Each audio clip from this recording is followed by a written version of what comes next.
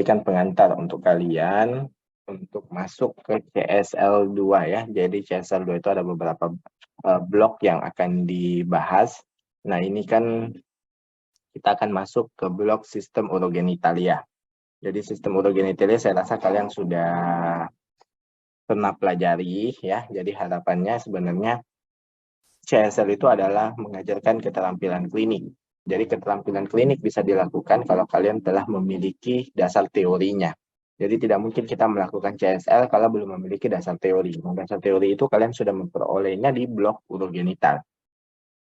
Nah, nanti kita akan bahas mengenai anamnesis dan pemeriksaan fisik ya. Jadi kalau anamnesis dan pemeriksaan fisik itu, untuk anamnesis saya rasa hampir nanti semua sistem blok itu anamnesis itu sebenarnya sama aja, tidak ada perbedaan. Jadi anamnesis itu merupakan kegiatan komunikasi yang dilakukan antara dokter sebagai pemeriksa dan pasien yang bertujuan untuk mendapatkan informasi ya, ini ya tujuannya ya, mendapatkan informasi tentang penyakit dan informasi lainnya yang berkaitan sehingga dapat mengarahkan diagnosa pasien. Jadi dari anamnesis itu, ketika ada keluhan utama pasien itu, kita sebenarnya sudah harus berpikiran apa-apa saja diferensial diagnosis dari pasien tersebut. Jadi misalnya kalau ada pasien mengeluh nyeri perut bawah, jadi kita sudah harus di pikiran kita diferensial diagnosisnya apa saja kalau orang mengeluh nyeri perut bawah. Kalau misalnya ada orang mengeluh nyeri saat berkemih, ya apa saja diferensial diagnosis untuk nyeri saat berkemih, sehingga di anamnesis kita itu mengarahkan untuk menyingkirkan diferensial diagnosis tersebut. Jadi contoh, kalau nyeri saat berkemih mungkin DD-nya adalah ISK, DD-nya adalah uretritis, DD-nya uretritis karena misalnya penyakit menular seksual, gonorrhea, dan lain-lain ya. Atau diferensial diagnosa lain adalah batu di saluran kencingnya. Makanya nanti anamnesis kita yang mengarah untuk menyingkirkan keluhan-keluhan tersebut ya. Jadi kalau mau menyingkirkan misalnya batu ginjal, kita menanyakan apakah ada riwayat BAK merah, BAK berpasir ya. Kalau misalnya untuk menanyakan apakah ini uretritis karena gonorrhea, berarti kita tanyakan apakah ada keluar sekret cairan dari ujung kemaluan, apakah ada riwayat berhubungan seksual selain dengan istri ya. Pekerjaannya apa? Karena ada beberapa pekerjaan yang berhubungan dengan penyakit menular seksual, misalnya pelaut, supir ya. Itu adalah hal-hal yang perlu kita tahu karena epidemiologinya memang tinggi. Nah, terus misalnya lagi wanita ya, kalau laki-laki kan jarang sekali infeksi saluran kencing. Nah, itulah yang pentingnya dalam identitas. Makanya perlu sekali kita tahu misalnya laki-laki perempuan ini apakah sering misalnya menahan kencing ya. Nah, tapi kalau misalnya wanita nyeri perut bawah, kencing merah, mungkin pikiran kita mungkin masih ISK bisa. Tapi kalau laki-laki kencing merah, pikiran kita jangan ISK, tapi kita memikirkan langsung ke batu saluran kencing. Kenapa? Karena laki-laki itu jarang mengenai batu saluran kencing. Nah, itu adalah contoh. Kenapa saya bisa tahu seperti itu? Karena saya sudah belajar mengenai urogenital. Ada teorinya. Jadi untuk melakukan anamnesis yang baik berarti harus tahu teorinya. Penyakit ini biasanya apa saja? Penyakit ini gejalanya biasanya apa saja? Penyakit ini gejalanya biasa saja. Baru dikombin. Ya, jadi jangan langsung pede karena tahu sistem urogenital berarti paling misalnya sudah tahu ini pasti ISK. Jadi jangan sampai pertanyaan kalian hanya mengenai ISK. Tapi bertanyalah mengenai hal diferensial diagnosis lainnya yang bisa berhubungan dengan penyakit pasien. Jadi kayak misalnya nyeri BAK tadi, harus ada pertanyaan mengenai batu saluran kencing, harus ada pertanyaan mengenai uretritis, harus ada pertanyaan mengenai infeksi saluran kemihnya. Ya, mungkin seperti itu. Nah, kemudian tujuan dalam melakukan keterampilan ini adalah kalian bisa melakukan secara sistematis untuk membina hubungan dokter dan pasien, mendapatkan informasi yang menyeluruh dari pasien yang bersangkutan, menyimpulkan dugaan atau organ sistem apa yang terganggu, dan membuat rumusan masalah klinik pasien. Jadi kalian bisa menjalin hubungan dokter dan pasien. Ini yang paling penting sebenarnya. Karena biarpun kalian pintar, tapi kalian tidak bisa menjalin hubungan yang baik dengan pasien, itu biasanya pasiennya kabur. Dokternya suka ngamuk-ngamuk, dokternya suka marah-marah. Kita baru datang, dokternya tidak ramah. Ya, jadi itu biasanya walaupun kalian benar diagnosisnya, dan pasiennya ya kabur. Tapi biasanya mungkin diagnosisnya kurang tepat, tapi obat yang kalian berikan kebetulan sesuai untuk penyakitnya, ya pasiennya baru kalian ramah, ya pasiennya nanti akan datang lagi ke kalian. Nah, itulah penting. Atau bahkan pasiennya bisa merasa sembuh, walaupun obat yang kamu berikan belum tentu itu benar, ya. Jadi efek sugesti itu juga sangat penting. Ya, kemudian kita dengan melakukan anamnesis kita bisa tahu, oh ini mungkin urogenitalnya yang bermasalah. Dari urogenital yang bermasalah dan anamnesis yang kalian lakukan, kalian akhirnya bisa membentuk diferensial diagnosis dan kalian bisa membuat diagnosa utama yang mungkin lebih menyerupai untuk gejala-gejala pasien hanya dari anamnesa. Jadi anamnesa itu dengan anamnesa saja kita bisa melakukan kurang lebih 60-80% dalam menegakkan diagnosis. Jadi penunjang itu hanya 5% atau sampai 10%, saking pentingnya ya anamnesis itu. Mungkin seperti itu. Kemudian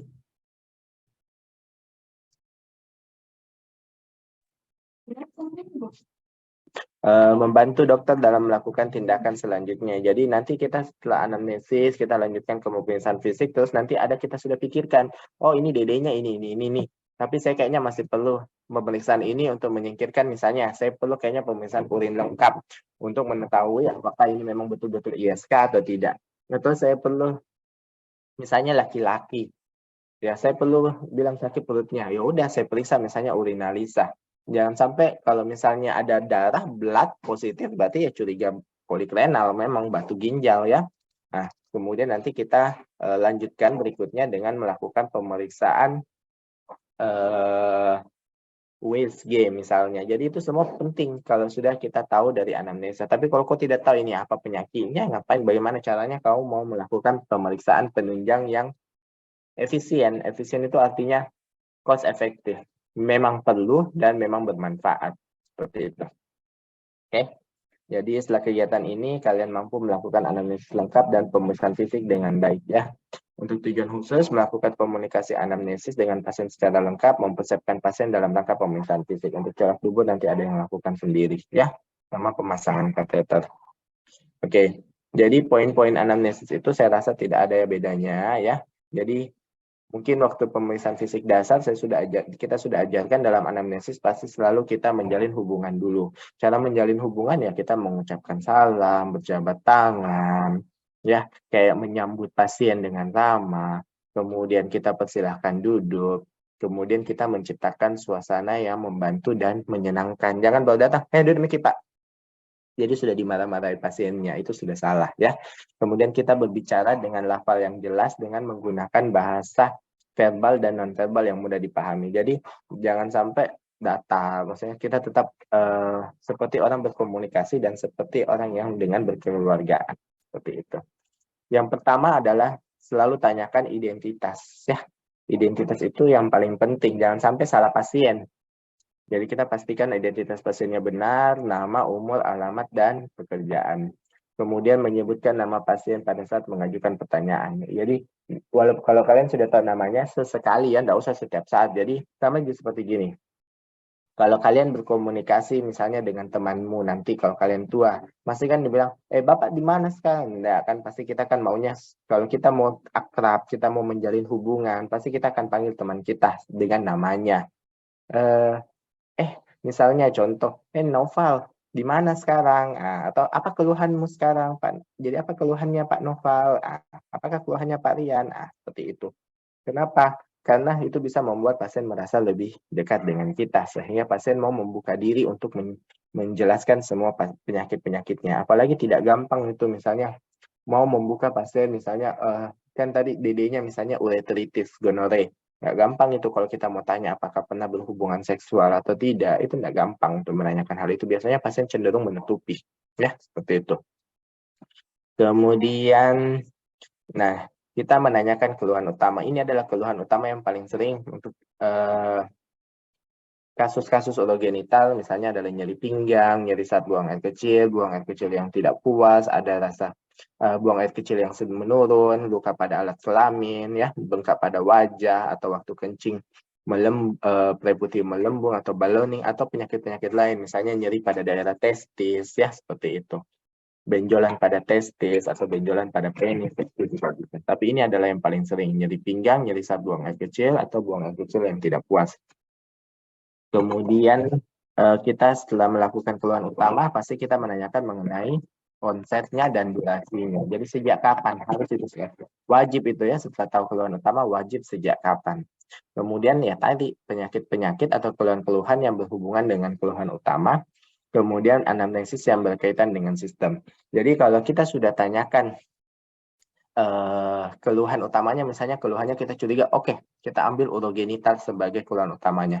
Jangan langsung habis mengalahkan nyeri saat berkemih, kalian langsung naik ke apakah ada misalnya mual muntah, demam, dan lain-lain. Tidak dulu, kita tidak langsung ke situ. Tapi kita pastikan dulu daerah urogenital aman. Jadi tanya nyeri saat berkemih, habis itu kita tanya kencingnya bagaimana, frekuensinya, volumenya, warnanya, riwayat BK berpasirnya, ya. Jadi kita tanya dulu semua mengenai sistem itu dulu. Baru kita pindah ke sistem lain. Jadi misalnya sistem lainnya ya gastro. Kita tanya apakah ada mual muntah. Kalau sistem lainnya misalnya demam, ya kita tanya apakah ada demam, sakit kepala. Jadi jangan langsung nyeri saat berkemih itu langsung kalian pindah ke mual muntah dan lain-lain ya. Jadi harus dulu selesaikan satu sistem baru tanya ke anamnesis yang lain.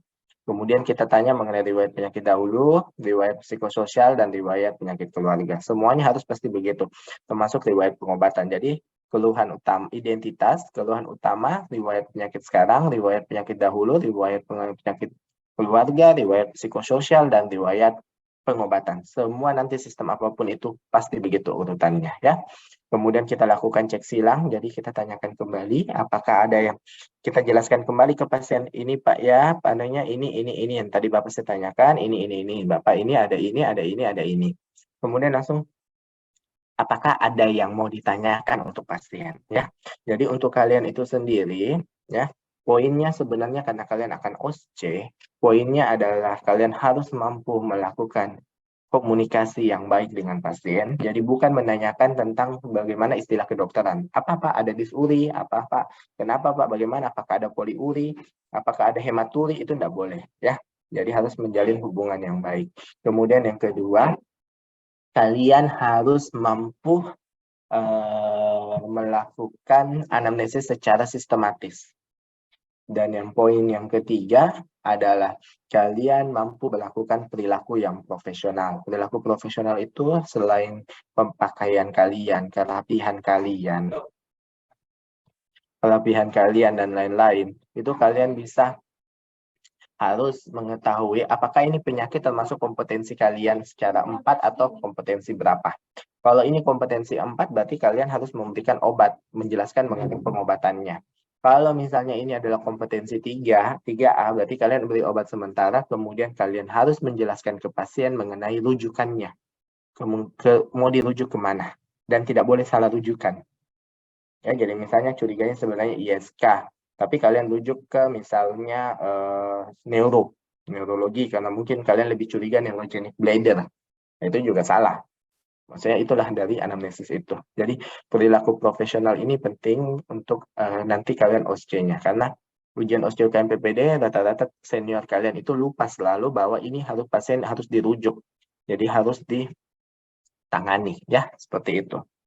Oke, mungkin itu dari anamnesis. Ada yang mau ditanyakan dulu? Silakan kalau ada yang mau bertanya. Nanti sambil jalan ya, nanti ini ada saya perlihatkan mengenai video untuk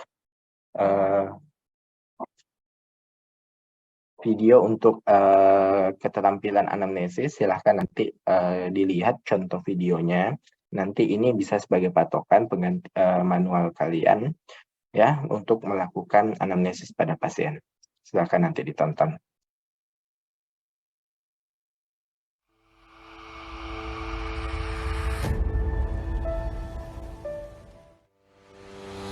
Bismillahirrahmanirrahim. Assalamualaikum warahmatullahi wabarakatuh. Saya dengan Dr. Saldi Meirisandi, spesialis penyakit dalam, dosen Fakultas Kedokteran dan Ilmu Kesehatan Universitas Muhammadiyah Makassar. Pada video pembelajaran kali ini, saya akan menunjukkan mengenai cara melakukan anamnesis pada sistem urogenital.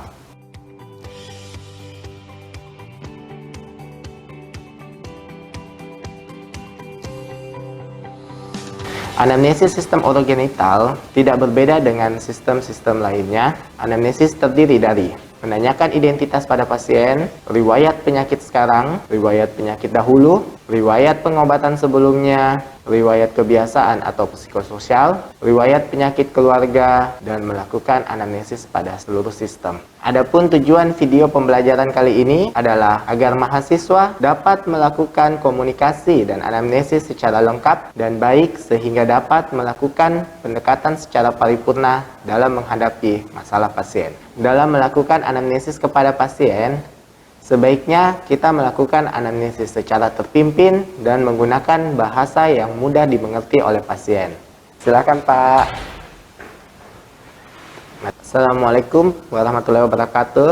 Perkenalkan, saya dengan Dr. Saldi Pak ya, dokter spesialis penyakit dalam. Saya dokter yang bekerja dan bertugas saat ini di poliklinik, dan saya akan membantu Bapak dalam menghadapi masalah Bapak. Boleh saya tahu Pak, dengan Bapak siapa namanya? Bapak Arsyad ya? Iya, jadi Bapak, saya ini akan melakukan berbagai pertanyaan kepada Bapak. Ya, tujuan pertanyaan ini adalah untuk mengetahui apa yang Bapak hadapi, apa yang Bapak masalahkan, dan saya dari pertanyaan-pertanyaan ini akan menentukan bagaimana pemeriksaan selanjutnya dan kemungkinan diagnosa dari masalah Bapak. Apabila Bapak setuju, nanti saya melakukan anamnesis ini. Anamnesis ini bersifat rahasia Pak, jadi tenang saja, hanya kita yang berdua yang tahu. Bagaimana Bapak? Apakah Bapak bersedia? Sedia. Baik. Saya lengkapi Pak ya, tadi namanya Bapak Arsyad ya. Bapak Arsyad umurnya berapa Pak? 30. 30 tahun. Tinggalnya di mana Pak? Di Goa dok. Di Goa ya. Boleh saya tahu pekerjaannya Pak? Supir dok. Supir ya. Bapak ini sudah menikah? Sudah dok. Sudah ya? Iya dok. Baik. Boleh saya tahu Pak keluhannya apa Pak? Nyeri dok. Nyeri di mana Pak? Perut dok. Perut sebelah mana? Boleh saya tahu? Sebelah kanan dok. Sebelah kanan. Sudah berapa lama Pak dirasakan nyeri perutnya? Sudah 2 bulan dok. Sudah 2 bulan. Apakah nyerinya hilang timbul Pak? Hilang timbul dok. Hilang timbul. Apakah ada hal-hal yang mempengaruhi dan memperberat nyerinya? Tidak ada ya? Iya, Jadi muncul saja tiba-tiba seperti itu Pak ya? Iya, dok. Kalau muncul nyerinya Pak ya, apakah munculnya durasinya lama atau cuma cepat saja Pak? Durasinya itu dok sekitar 10 menit begitu dok. Sekitar 10 menit Pak ya. Iya dok. Terus kalau datang nyerinya ini rasanya seperti apa Pak? Tertusuk-tusuk atau kayak terlemas-lemas? Remas-remas dok. Terlemas-lemas ya. Iya, dok. Apakah nyerinya ini menjalar Pak? Menjalar, misalnya menjalar ke pinggang kah atau Oh, iya. sampai ke arah tempat lain? Ya, kemana Pak? Ke seleng kanan terus Sampai ke pinggang. ke pinggang dok. Iya, dok. Oke. Boleh saya tahu Pak, kalau buang air kecil apakah ada rasa nyeri? Iya dok. Ada ya. Iya dok. Apakah kalau kencing biasa warna kencingnya agak sedikit kemerahan? Ya ada dok. Ada ya. Apakah kalau kencing ada kayak keluar batu-batu kecil, kerikil-kerikil atau pasir berpasir? Tidak ada dok. Tidak ada ya. Apakah saat buang air kecil ada kayak terputus-putus? Tidak ada dok. Tidak ada ya. Apakah kalau buang air kecil, apakah pancarannya terbagi 2? Tidak ada. Tidak ada, baik. Terus, apakah Bapak mengeluh mual, Tidak dok. muntah? Tidak dok. Tidak ada ya. Apakah saat ini Bapak ada demam? Tidak ada. Tidak ada ya. Apakah Bapak buang air kecil besarnya bagaimana Pak? Lancar? Lancar saja ya. Bagus. Untuk nyerinya ini, apakah Bapak sudah pernah berobat ke tempat lain sebelumnya?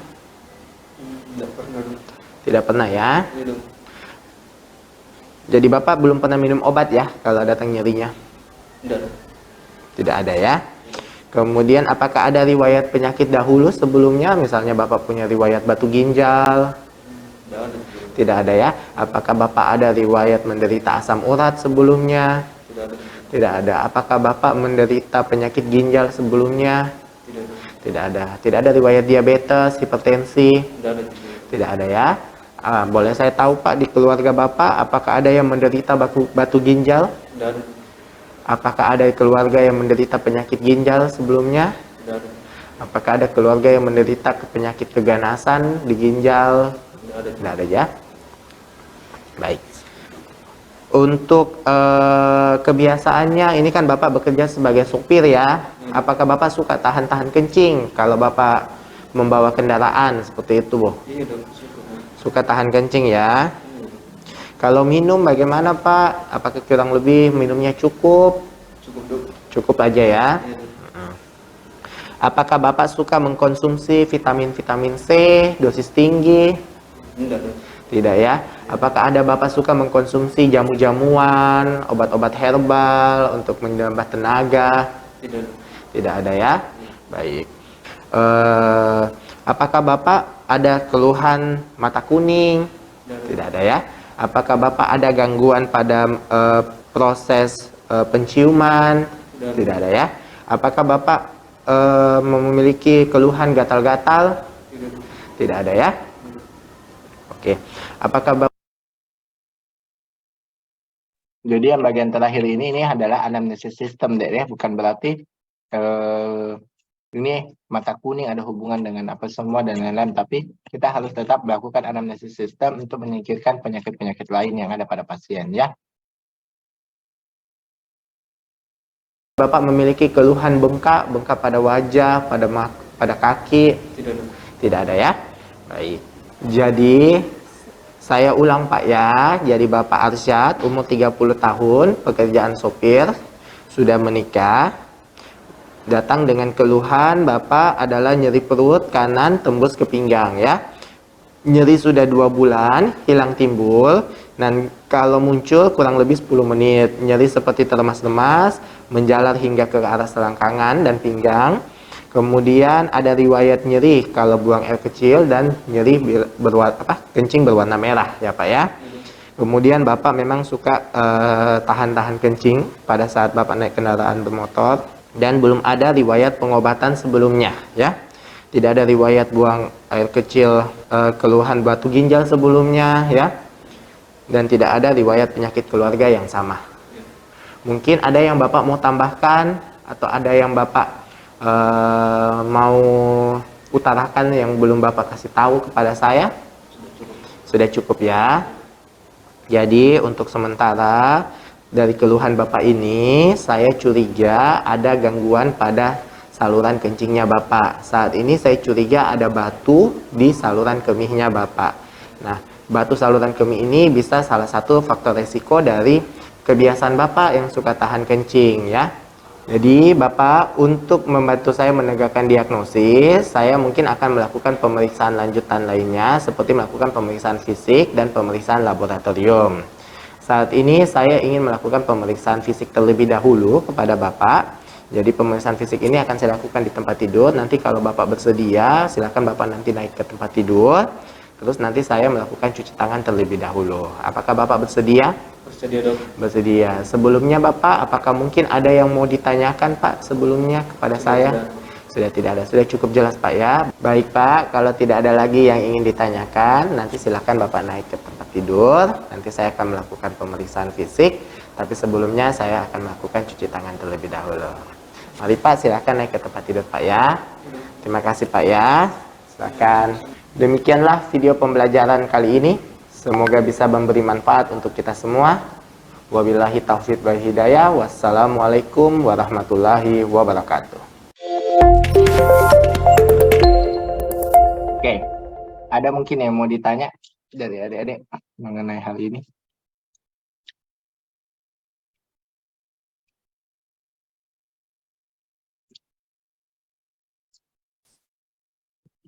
Kalau tidak ada, mungkin kita akan lanjut ya ke pemeriksaan fisik.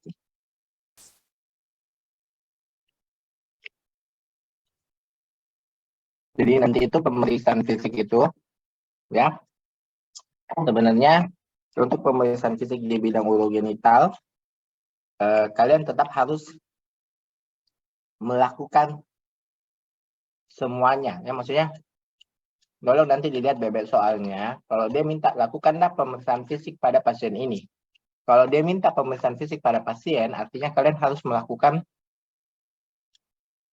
dari pesan umumnya, kesadarannya, kemudian harus kalian laporkan berat badan dan tinggi badan, kalian harus laporkan cara melakukan pemeriksaan tanda-tanda vital, baru masuk ke status lokalisnya, ya seperti itu.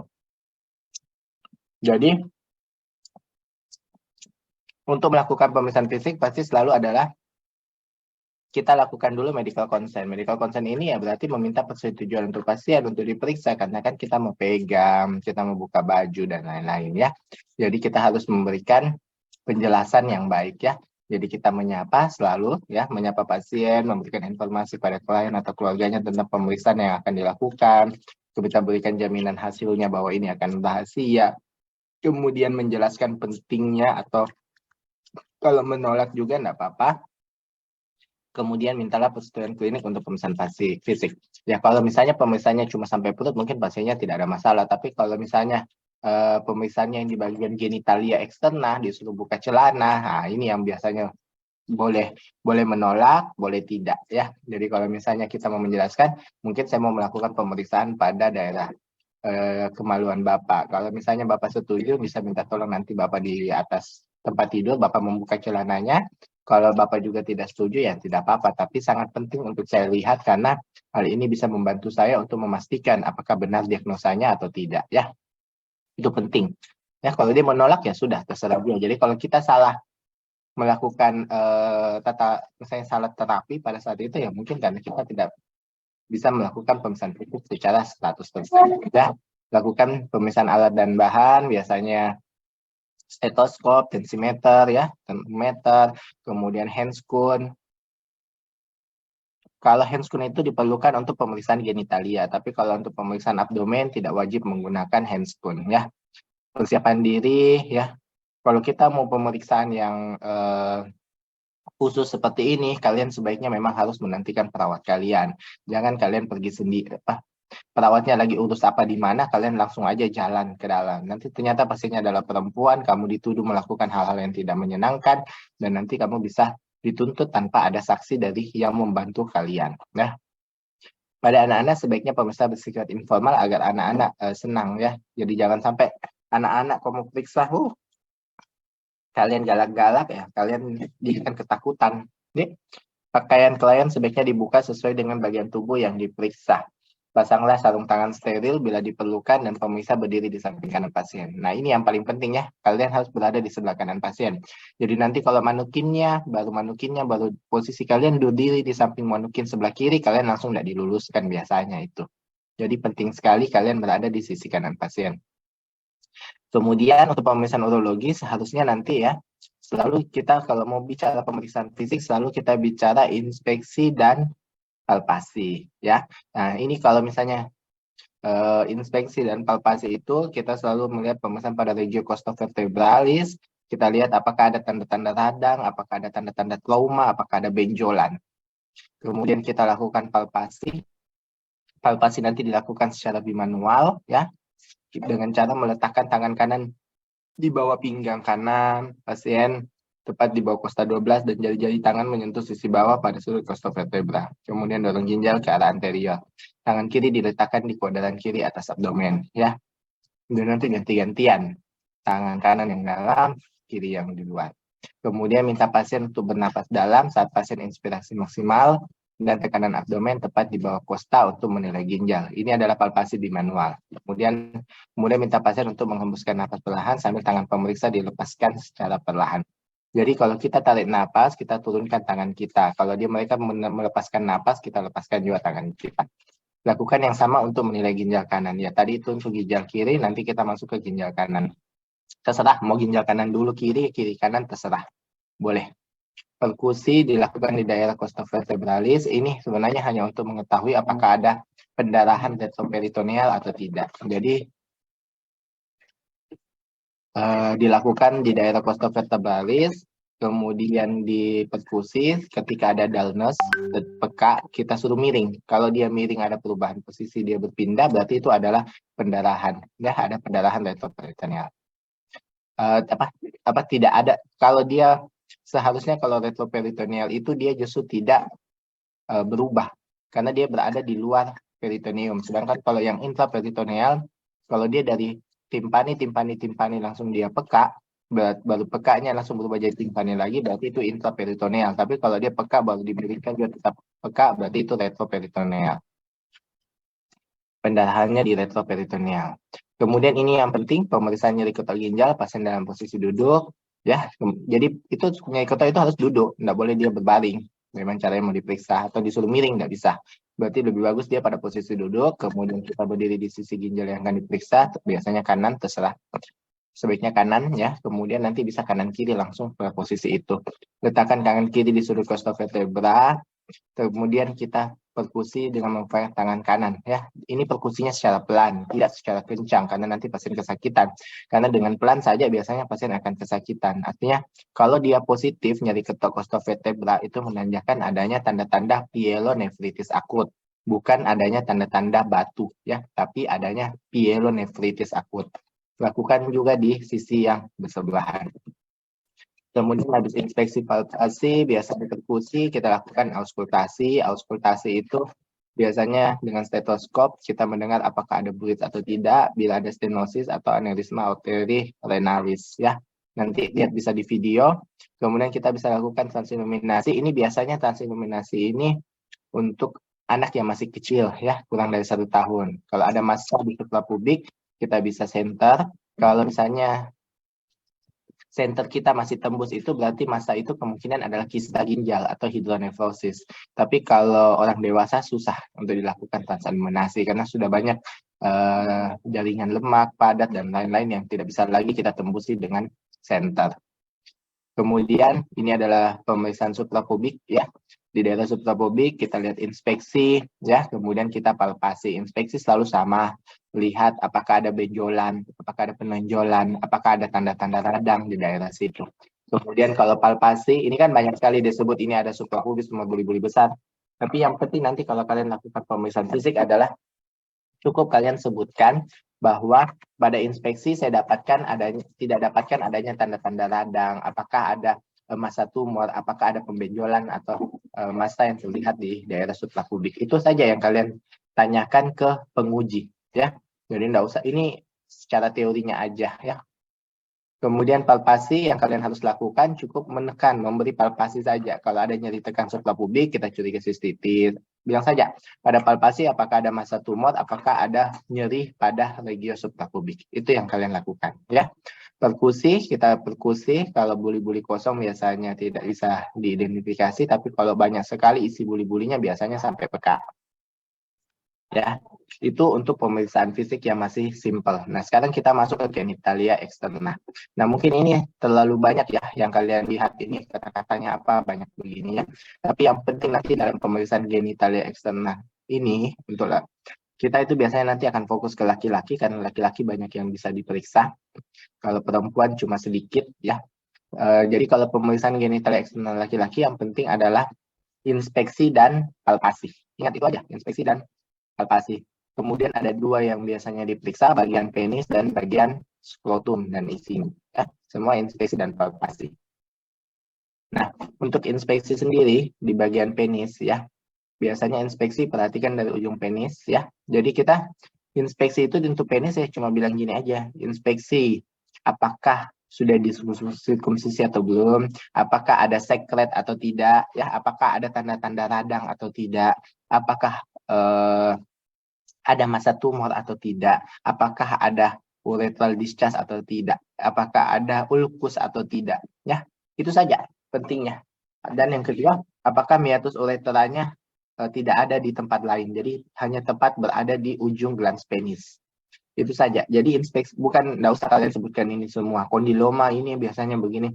Ini secara teori. Dan jadi, tapi kalau misalnya nanti penguji memberitahu, misalnya ya, dia memberitahu meatus uretra terletak di daerah anterior dari uretra. Berarti kalian harus bisa bedakan, oh ini berarti termasuk misalnya hipospadia atau epispadia, seperti itu ya. Jadi itu kalian yang tahu. Baru misalnya pada inspeksi dia bilang misalnya didapatkan ulkus soliter, tidak nyeri. Nah, itu artinya apa? Kalian harus bisa mengetahuinya ya. sulcus coronariusnya. Ini semua tanda-tandanya aja kalau misalnya ada masalah. Tapi yang penting adalah nanti kalau kalian melaporkan, lakukan pemeriksaan genitalia eksterna pada laki-laki, inspeksi penis, apakah ada prepitiumnya masih ada atau tidak. Apakah misalnya ada sekret atau tidak ditemukan pada ujung meatus uretra eksterna. Apakah ada massa tumor, apakah ada ulkus, apakah ada bagaimana meatus uretranya berada di ujung gelas penis atau tidak. Ya, seperti itu. Kemudian kita lakukan palpasi. Palpasi penis ya, lakukan aja palpasi pada penis, diraba pada seluruh penis, mulai dari prepitium, glans, dan batang penis, serta uretra. Paling kita cuma mau menunjukkan apakah ada fimosis. Kalau fimosis itu kau tarik ke bawah, nanti bisa terlihat apakah dia termasuk fimosis atau tidak. Kemudian apakah ada batu atau tidak yang terabah, tapi itu jarang. Ya. Kemudian kita masuk ke skrotum sama inspeksi dan palpasi. Bagaimana nanti pelaporannya? Sama. Kalian lihat inspeksi, lihat ukuran testis yang sebelah kanan dan sebelah kiri, skrotumnya kanan dan kiri, biasanya yang kanan lebih tinggi daripada yang kiri. Kemudian lihat apakah ada tanda-tanda radang atau tidak, lihat apakah ada tanda-tanda benjolan atau tidak, lihat apakah ada massa tumor atau tidak. Hanya itu saja, lihat apakah ada gambaran kebiruan menonjol yang berkelok-kelok sepanjang skrotum atau tidak. Hanya itu. Kemudian kita ke palpasi. Kalau palpasi ya kita raba testisnya. Testisnya bagaimana kiri dan kanan, jumlahnya ada 2, kiri dan kanan, tidak ada massa tumor, dan tidak ada nyeri tekan. Udah, begitu saja. Jadi ini kan memang agak banyak, tapi ini secara teorinya. Ya, supaya kalian tidak bingung. Itu aja. Kemudian, kalau genitalia eksterna, ya berarti inspeksi dan palpasi. Tapi palpasi itu paling cuma di sekitar luar aja. Karena kita tidak mungkin memasukkan ke dalam, karena itu tidak boleh kalau belum menikah, ya. Jadi inspeksi kita cuma lihat bagaimana, apakah ada massa tumor, apakah ada ulkus, ataukah ada sekret. Itu aja kalau inspeksi pada genitalia eksterna. Ya, jadi kan sebenarnya gampang ya. Nanti kalian coba lihat dulu ini video. Nanti kalau sudah lihat video ada yang mau ditanya silahkan.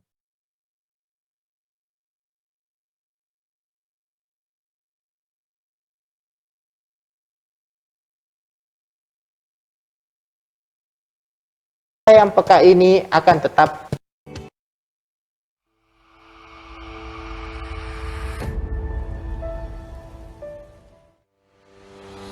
Bismillahirrahmanirrahim. Assalamualaikum warahmatullahi wabarakatuh.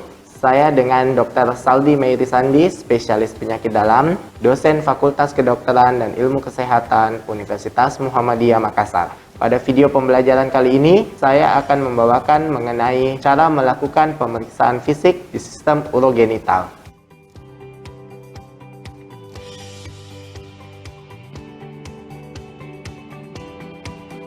Adapun tujuan dari video pembelajaran kali ini adalah agar mahasiswa mampu melakukan pemeriksaan fisik sistem urogenital secara lengkap, baik, dan benar.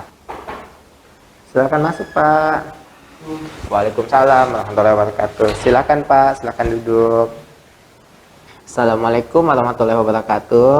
Perkenalkan, Pak, saya dengan Dr. Saldi, Pak, spesialis penyakit dalam. Saya yang bertugas di Poli Rawat Jalan hari ini, ya. Dengan Bapak siapa namanya, Pak? Arsyad, Dengan Bapak Arsyad. Boleh saya tahu umurnya berapa, Pak? 30. Umur 30 tahun. Tinggalnya di mana, Pak? Di Goa. Di Goa. Baik.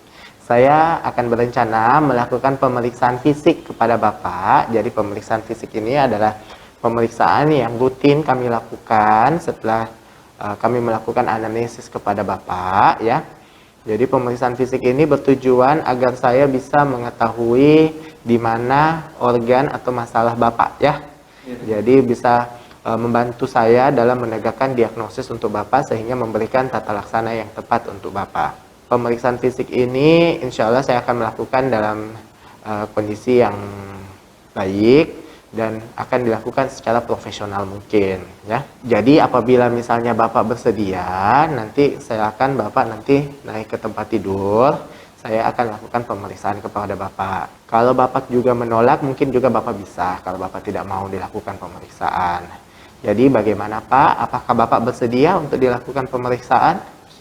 Bersedia. Baik, Pak, silakan naik ke tempat tidur. Pemeriksaan dilakukan di ruangan yang tenang dan pencahayaan yang cukup. Kemudian kita melakukan persiapan diri. Persiapan diri terdiri dari Perawat sebaiknya mendampingi dokter pada saat melakukan pemeriksaan fisik. Apabila menghadapi pasien anak-anak, sebaiknya dokter melakukan pemeriksaan fisik secara informal. Sebelum pemeriksaan, jangan lupa melakukan cuci tangan terlebih dahulu dengan air mengalir dan menggunakan sabun. Pakaian klien sebaiknya dilepaskan sesuai dengan bagian yang akan dilakukan pemeriksaan. Gunakan sarung tangan bila diperlukan. Lakukan cuci tangan 6 langkah.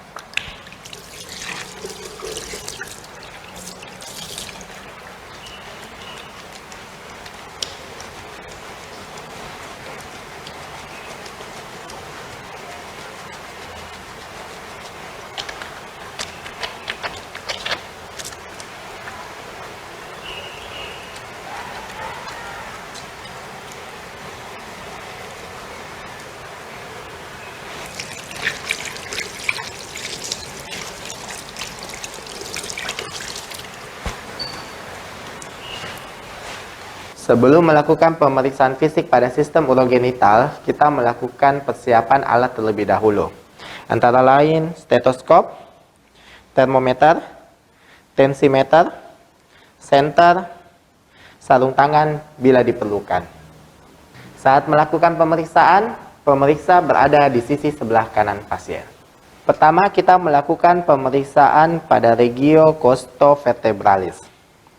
Pemeriksaan dapat dilakukan dalam keadaan duduk, tetapi paling baik dilakukan dalam posisi berbaring, dalam posisi supine, dan kemudian dilakukan inspeksi dari depan dan dari belakang pasien. Saat melakukan inspeksi, perhatikan apakah ada tanda-tanda radang pada dinding abdomen, terutama sisi lateral. Perhatikan apakah ada benjolan yang dapat ikut bergerak pada saat pasien ikut melakukan penarikan napas. Lakukanlah palpasi pada ginjal dengan cara tangan kiri berada pada costovertebra, tepat di bawah kosta ke-12. Kemudian dengan tangan kanan, dengan jari-jari tangan kanan melakukan penekanan pendorongan ke arah anterior. Di saat pasien melakukan tarik nafas, Bapak bisa coba tarik nafas sekarang. Pada saat pasien melakukan tarik nafas dalam, tangan mendorong anterior menekan ginjal. Kemudian pada saat pasien melakukan ekspirasi, tangan juga dilepaskan dari dinding pasien. Lakukanlah pelaporan mengenai pemeriksaan ginjal tadi dengan cara apakah ada nyeri tekan, apakah ada terdapat pembesaran ginjal, dan apakah terdapat massa pada ginjal. Lakukanlah hal yang serupa untuk melakukan pemeriksaan pada ginjal sisi sebelah kiri. Perkusi dilakukan di daerah costovertebralis, lateral dinding perut. Lihatlah perbatasan dan progresivitas daerah pegak. Perkusi ini dilakukan untuk menentukan apakah ada tanda-tanda perdarahan pada daerah retroperitoneal atau daerah ginjal.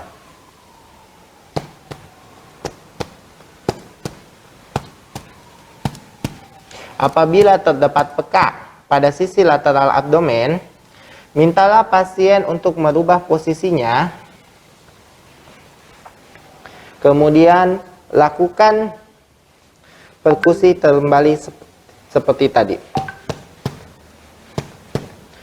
Apabila yang tadi pekak kemudian menjadi timpani, maka kemungkinan besar cairan yang ada merupakan cairan dari intraperitoneal. Tetapi apabila terdapat perdarahan ginjal atau cairan pada retroperitoneal, daerah yang pekak ini akan tetap menjadi pekak apabila terdapat perubahan posisi.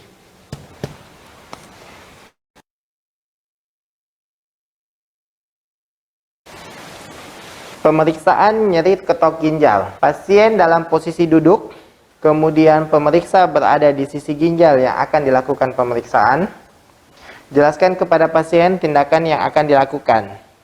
Bapak, saya akan melakukan pemeriksaan ketok ginjal pada Bapak. Jadi nanti saya akan sedikit melakukan pukulan ringan kepada punggung Bapak. Apabila nanti Bapak merasa nyeri, mungkin mohon Bapak sebutkan di sisi sebelah mana. Apakah Bapak mengerti? Letakkan tangan kiri di sudut costovertebra. Terkadang penekanan oleh jari-jari tangan sudah dapat menimbulkan rasa nyeri. Lakukanlah perkusi dengan mengepalkan tangan kanan untuk memberi pukulan di atas tangan kiri, daerah pinggang pasien. Berikan pukulan sedang yang tidak akan menimbulkan nyeri pada orang normal.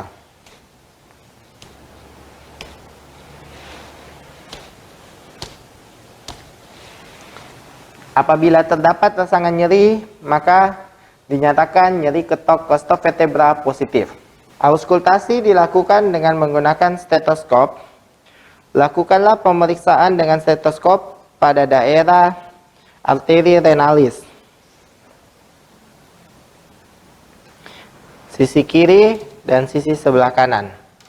Apabila terdengar suara bising, maka didapatkan adanya aneurisma arteri renalis. Tes transiluminasi dilakukan hanya pada anak, biasanya umur kurang dari 1 tahun, dengan massa besar pada daerah suprapubik atau adanya massa pada costovertebra kanan. Pemeriksaan ini menggunakan senter dan dilakukan pada kamar gelap. Tes transiluminasi dilakukan dengan cara mendekatkan senter pada sisi lateral sebelah kanan, kemudian mengarah ke arah anterior. Apabila terdapat pancaran transiluminasi yang positif yang bisa menembuskan cahaya tembus ke arah depan, maka dinyatakan transiluminasi yang positif untuk ginjal sisi sebelah kanan ini. Hal ini menandakan adanya kista pada ginjal atau adanya hidronefrosis. Selanjutnya pemeriksaan pada suprapubik, ya. Dilakukan inspeksi pada suprapubik. Normalnya apabila dia kosong atau volume kurang dari 150 cc, maka vesika urinaria tidak terlihat. Lihatlah apabila terdapat benjolan pada daerah suprapubik yang bisa menunjukkan adanya tanda tumor buli-buli atau buli-buli yang penuh. Apabila benjolan tidak teratur di daerah suprapubik, maka ada kemungkinan terjadi tumor buli-buli yang besar. Selanjutnya dilakukan palpasi. Lakukanlah palpasi pada daerah suprapubik sambil melihat ekspresi dari wajah pasien. Apabila wajah pasien terasa kesakitan, maka dinyatakan adanya nyeri tekan pada suprapubik. Nyeri tekan pada suprapubik bisa menunjukkan adanya sistitis pada pasien. Selain itu, lakukanlah pemeriksaan untuk menentukan apakah terdapat massa tumor atau tidak. Perkusi pada buli-buli tidak dapat diidentifikasi apabila buli-buli dalam kondisi yang kosong. Peka didapatkan apabila buli-buli lebih dari 150 cc atau didapatkan kista ovarium pada daerah suprapubik.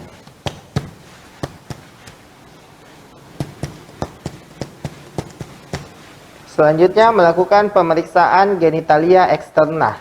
Pada saat melakukan pemeriksaan genitalia eksterna, pastikan pakaian dilepaskan untuk daerah yang akan dilakukan pemeriksaan. Pada genitalia eksterna pria, kita lakukan inspeksi pada penis. Perhatikan penis dari ujung hingga ke pangkal penis. Perhatikan apakah penis sudah dilakukan sirkumsisi atau belum. Bila belum, perhatikan preputium. Apakah preputiumnya terlalu panjang atau tidak. Kemudian, apakah terdapat fimosis atau tidak. Fimosis dilakukan dengan cara menarik preputium ke arah belakang. Apabila preputium tidak dapat ditarik ke belakang dan melewati glans penis, maka didapatkan fimosis.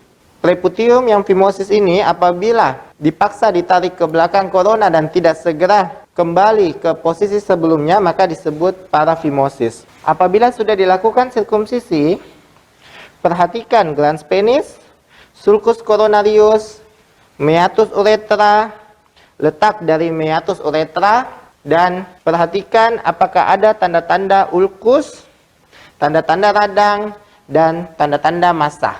Apabila letak meatus uretra terdapat pada daerah anterior dari penis, maka disebut hipospadia. Apabila meatus uretra terletak pada daerah dorsum dari penis, maka disebut epispadia. Lakukan palpasi pada penis, diraba seluruh penis mulai dari preputium glans penis dan batang penis serta uretra. Perhatikan apakah terdapat batu pada fossa navicularis glandis dan penoscrotalis.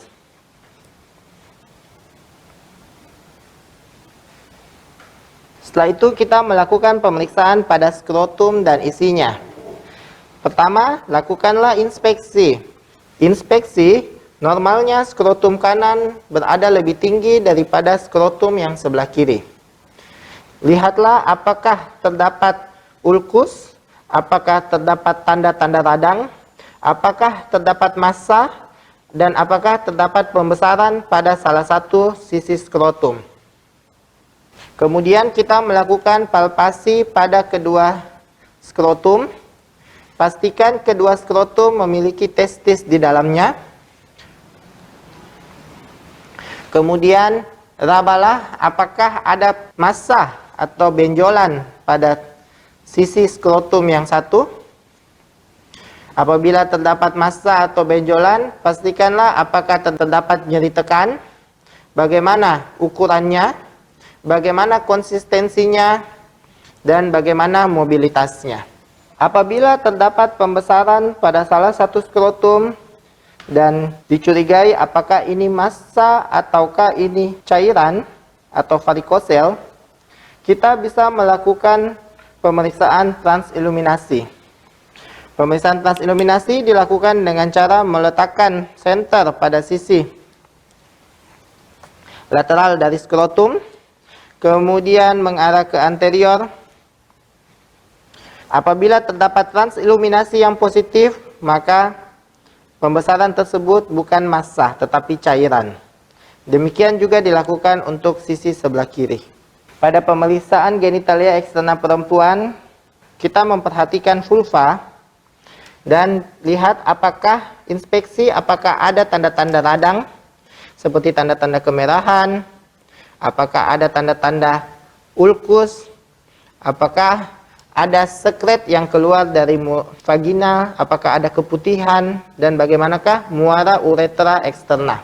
Kemudian lihat apakah masih ada himen atau himen imperforata. Kemudian lihat apakah ada prolaps dari uretra dan apakah ada massa yang keluar dari vagina. Setelah melakukan pemeriksaan, buanglah sarung tangan di tempat sampah medis. Kemudian lakukan cuci tangan 6 langkah. Persilakanlah pasien untuk kembali menggunakan pakaian dan kembali duduk ke tempat pemeriksaan. Demikianlah video pembelajaran kali ini. Semoga bisa memberi manfaat untuk kita semua.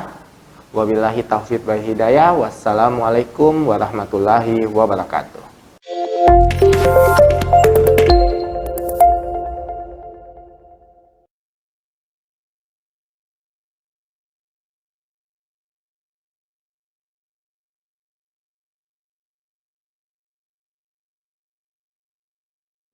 Oke, ada yang mau ditanyakan?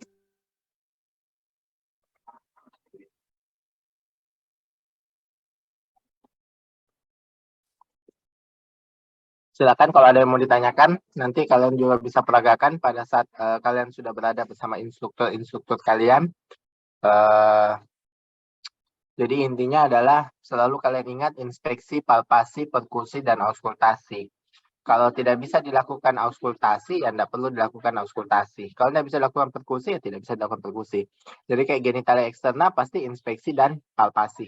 Ya, inspeksi, lihatlah tanda-tanda radang, lihatlah ada tanda-tanda ulkus, lihatlah benjolan, lihatlah apakah ada sekret. Kalau palpasi, rabalah ada nyeri tekan, apakah ada massa tumor, ya, seperti itu. Oke? Ada yang mau ditanyakan? Silakan. Oke, kalau tidak ada, nanti saya akhiri kuliah saya. Terima kasih atas perhatiannya. Assalamualaikum warahmatullahi wabarakatuh. Waalaikumsalam warahmatullahi wabarakatuh.